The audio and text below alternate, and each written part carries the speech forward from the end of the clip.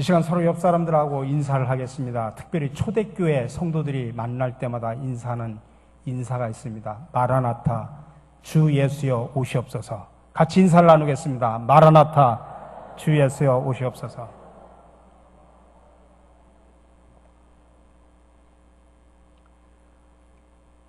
어느 교도소에서 목사님이 단두대에 서게 될 사형수에게 이렇게 말을 했습니다. 당신은 오늘 저녁 주님과 함께 만찬을 하게 될 것입니다. 그러자 사형수가 대답을 합니다. 목사님, 가서 전해 주십시오. 저는 지금 단식 중이라고요. 어느 분이 이런 말을 했습니다. 인생이란 무엇일까? 그런 질문에 대해서 이렇게 정의를 내렸습니다. 산파가 장의사에게 보내는 소포이다. 이게 인생이라고 하는 것입니다. 우리 사랑하는 성도 여러분, 사람은 누구나 다 죽음이라고 하는 실존에 직면합니다. 여긴 예외가 없습니다. 부자로 살아도 가난하게 살아도, 배운 자도 못 배운 자도, 병든 사람도 건강한 사람도, 어린아이도 어른도 예외일 수가 없습니다. 태어나는 것은 순서가 있지만 죽음에는 순서가 없습니다. 하나님이 부르시면 그 누구라도 예외 없이 우리가 두 손을 펴고 가야 됩니다. 그래서 아랍의 속담 가운데 수위에는 주머니가 없다는 말이 있습니다. 우리가 주님 품으로 돌아갈 때 아무것도 가지고 갈 수가 없습니다. 이집트 왕들은 평생 죽을 준비를 했다고 합니다. 피라미드가 다 왕들의 무덤입니다. 살아있는 동안 자기가 죽으면 가져갈 물건을 준비합니다. 그래서 피라미드 안에서 발견된 보물들이 엄청나다고 합니다. 근데 여러분, 죽고 나서 아무리 값비싼 금은 보석을 관 옆에 쌓아둔들 그게 무슨 소용이 있겠습니까? 그래서 헬라 제국을 건설하고 세계를 제패했던 알렉산더 대왕은 죽으면서 그런 유언을 했다고 하죠. 내가 죽거든 관 밖으로 내 두 손을 내어놓으라. 인간이 태어날 때는 두 손을 꽉 쥐고 태어납니다. 근데 죽을 때는 다 두 손을 펴고 죽습니다. 알렉산더 대왕은 불행하게도 그의 나이 32살에 열병으로 갑자기 세상을 떠납니다. 그가 아무리 세계를 지배했던 알렉산더 대왕이지만 죽음 앞에서 그는 아무것도 가져갈 수 없는 존재라고 하는 것을 알기에 그렇게 유언을 했던 것입니다. 성경에 보면 인생의 모든 부귀영화를 누렸던 솔로몬이 이런 고백을 하죠. 헛되고 헛되며 헛되고 헛되니 모든 것이 헛되도다. 해 아래서 수고하는 모든 수고가 사람에게 무엇이 유익한가? 한 세대는 가고 한 세대는 오되 땅은 영원히 있도다. 자기가 붙잡고 살았던 그 모든 것들이 의미가 없고 덧없는 것임을 지금 고백하고 있는 것입니다. 결국 하나님 없이 몸부림치며 살았던 자신의 모든 삶은 바람을 잡으려고 하는 어리석은 인생이었음을 고백하는 것입니다. 그래서 사회학자이며 신학자인 토니 캄폴리라고 하는 분은 이런 말을 했습니다. 모든 인간은 죽을 때 자기가 못다 이룬 업적을 후회하면서 죽진 않는다. 바르게 살지 못한 것을 후회하면서 죽는다. 저는 지금까지 30년이 넘는 목회를 하면서 사실은 우리 많은 교인들의 임종의 순간을 제가 많이 지켜봤습니다. 근데 많은 사람들이 죽음 앞에서 내가 돈을 조금만 더 벌었으면, 더 출세했어야 할 텐데 그렇게 후회하면서 죽는 사람은 한 사람도 못 봤습니다. 보통 사람이 죽을 때 후회하는 게 여러 가지가 있는데 그 중에 중요한 게 3가지가 있다고 합니다. 좀 더 바르게 살 걸, 좀 더 사랑하며 살 걸, 좀 더 즐기며 살 걸. 여러분, 죽음 앞에서 아무리 이런 후회를 한들 무슨 소용이 있습니까? 그래서 지금이라는 이 순간이 중요합니다. 지금 하나님이 나에게 기회를 주셨을 때 여러분 즐기시기 바랍니다. 바르게 사시기 바랍니다. 서로 사랑하며 살아가시기를 바랍니다. 근데 진정으로 우리가 후회 없는 인생을 살기 위해서는 마지막 때를 준비하는 삶을 살아야 됩니다. 이것을 신학적으로 종말론적인 삶이라 그렇게 표현합니다. 여러분, 종말에는 두 가지가 있습니다. 하나는 개인적인 종말이 있고 하나는 우주적이고 역사적인 종말이 있습니다. 개인적인 종말이라고 하는 것은 내가 죽는 날이 개인적인 종말입니다. 그리고 우주적이고 역사적인 종말은 주님께서 재림의 주로 이 땅에 오셔서 우주 만물을 심판하시는 날입니다. 근데 개인적인 종말이든 우주적인 종말이든 공통점은 그때와 그 시간, 그 장소는 알 수 없다는 것입니다. 그러나 분명하게도 인간의 운명은 점점 종말을 향해서 달려가고 있다고 하는 것입니다. 근데 불행하게도 오늘날 많은 그리스도인들은 이런 종말 의식을 잃어버렸습니다. 죽음을 항상 지켜보면서도 그것이 나의 죽음이라고는 전혀 생각하지 않습니다. 그러니 믿음의 생활을 하면서도 영적인 힘이 없습니다. 삶이 무기력합니다. 교회에서도 주님의 재림에 대한 메시지가 점점 사라져가고 있습니다. 영원한 천국을 바라보는 눈이 흐려졌습니다. 마치 이 세상이 내가 영원히 살 것처럼 그렇게 착각하면서 살아갑니다. 천국으로 갈 하나님의 자녀들이 불신자처럼 살아갑니다. 불신자처럼 세상을 사랑하고 불신자처럼 이 땅에 미련을 두고 살아갑니다. 때문에 오늘날 많은 성도들이 그렇게 약하게 살아가는 것입니다. 그러나 세상을 변화시킨 믿음의 선배들은 한결같이 세상이 아닌 바로 천국을 소망했고 늘 종말론적인 신앙을 가지고 살았습니다. 우리가 흔히 이상적인 교회를 말할 때 초대교회를 이야기하죠. 초대교회, 그 1세기 때 교회는 정말 능력 있는 교회, 생명력이 넘치는 교회였습니다. 그들은 아주 소수였습니다. 그런데도 로마 제국에 들어가서 로마를 복음화시켰습니다. 도대체 그 생명력이 어디서 나왔을까요? 바로 주님의 재림에 대한 기대, 종말론적인 신앙을 가지고 있었다는 것입니다. 그들은 아침에 눈을 뜨면서 주여 오늘 오십니까? 그렇게 물었고 밤에 문을 닫으면서 주여 이 밤에 오십니까? 그렇게 물었습니다.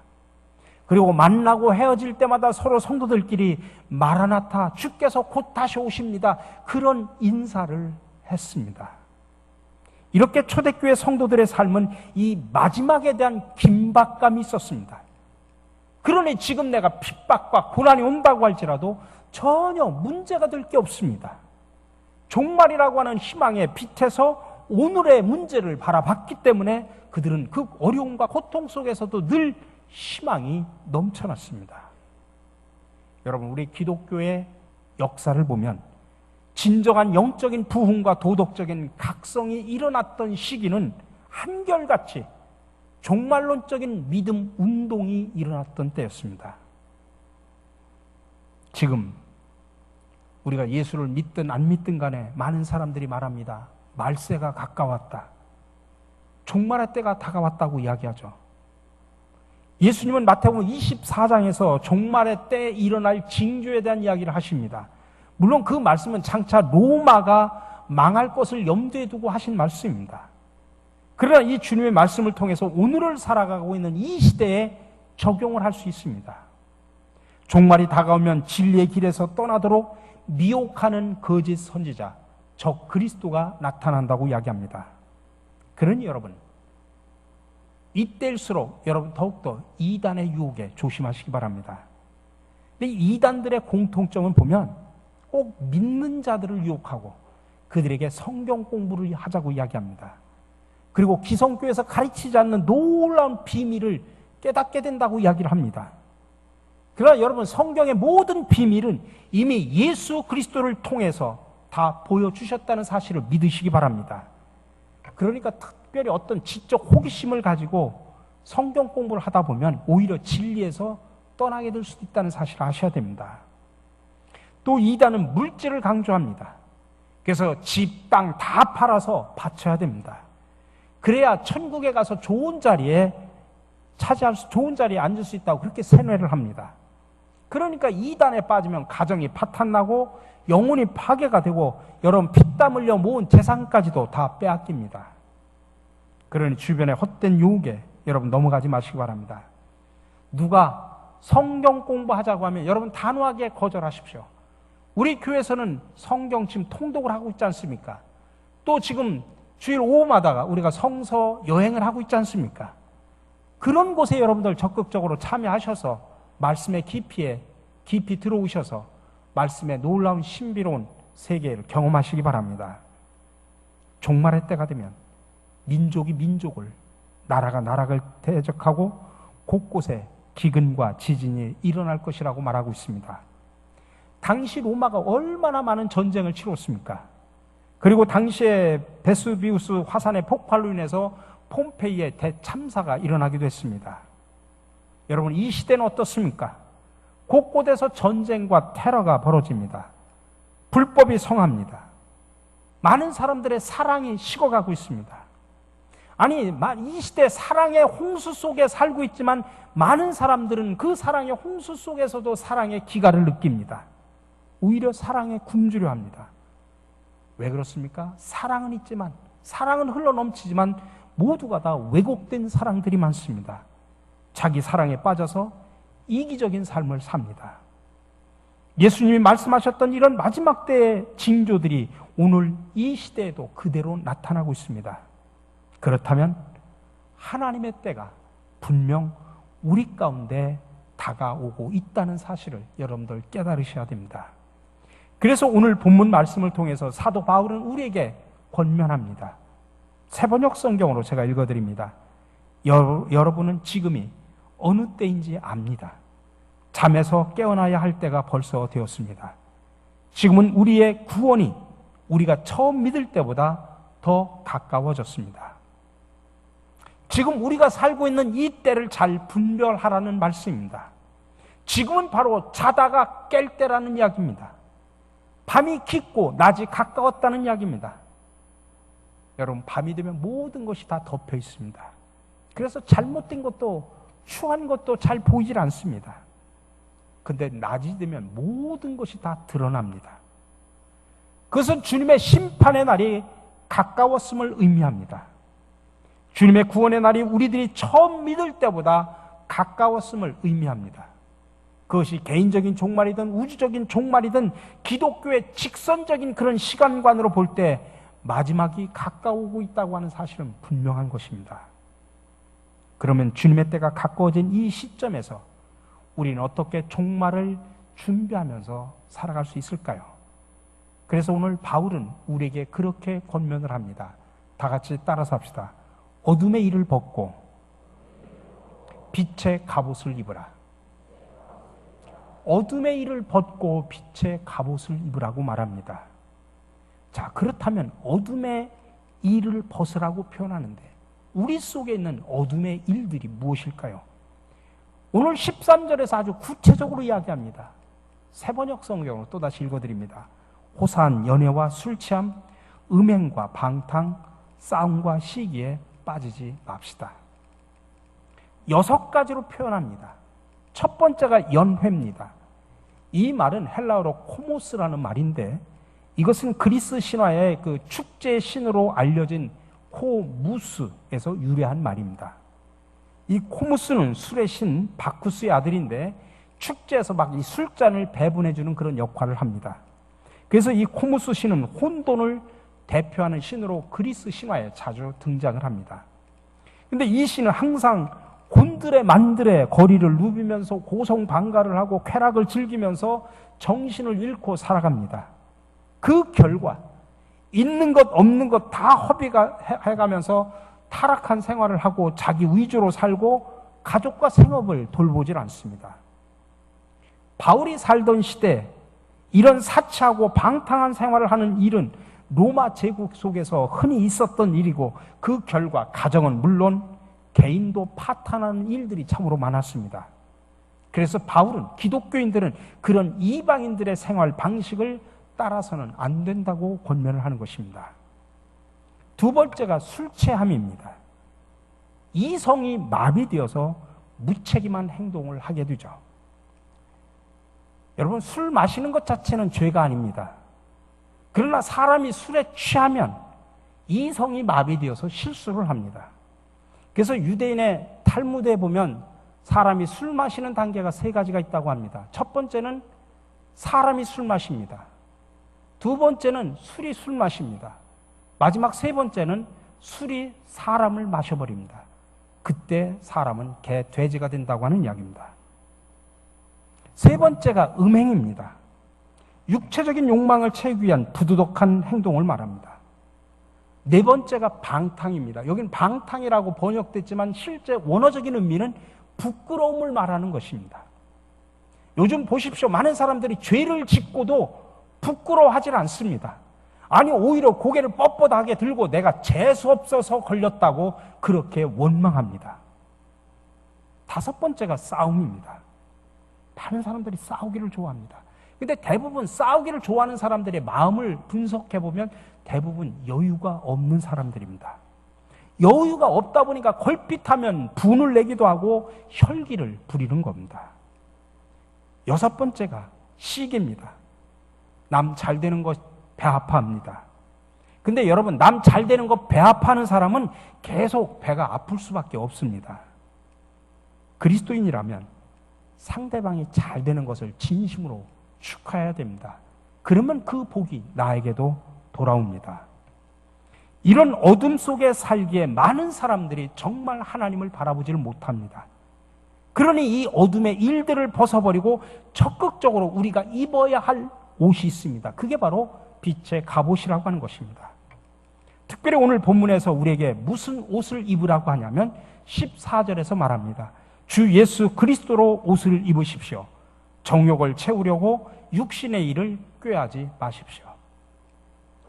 여러분, 사람은 무슨 옷을 입느냐에 따라서 마음가짐과 태도가 달라집니다. 우리가 정장 차림을 하면 뭔가 마음이 단정해지고 조심스러워지고 품위를 지키려고 노력을 합니다. 근데 청바지나 운동복을 입으면 어떻습니까? 활동은 편합니다.